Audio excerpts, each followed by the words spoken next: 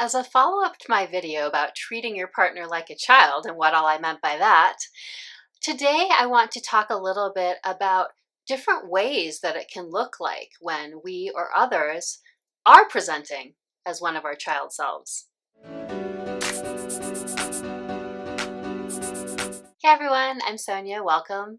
On this channel, I give you relationship tips and attachment style healing tips to help you live your best lives and have the most fulfilling relationships. And today, like I said in the intro, is a follow-up to a video that I will link called Treat Them Like a Child, referring to what to do and how to handle it and how to acknowledge it and take that into account when someone you're interacting with, perhaps your partner, is having a child self come up, and so they are acting like a child.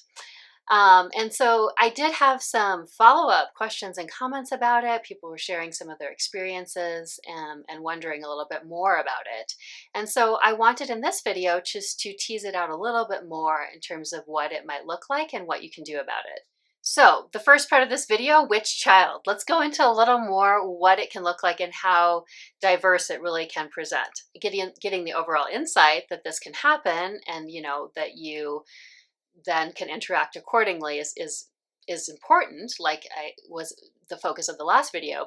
But what are some nuances here? What are some different ways that it can look? So which child?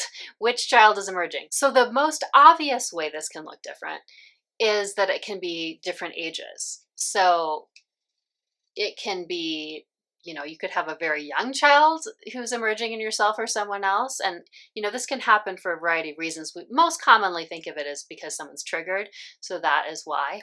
But it can look like a variety of ages. So really, it can be any past self, even beyond childhood. But since we're talking about childhood, it could look like a toddler. It could look like a kindergartner. It could look like, any elementary school age up to like the beginning teens to later teens.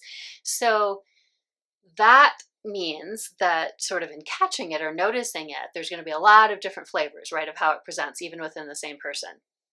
And speaking of flavors, the second part I wanted to mention here of how it might look different is that people were different at those ages.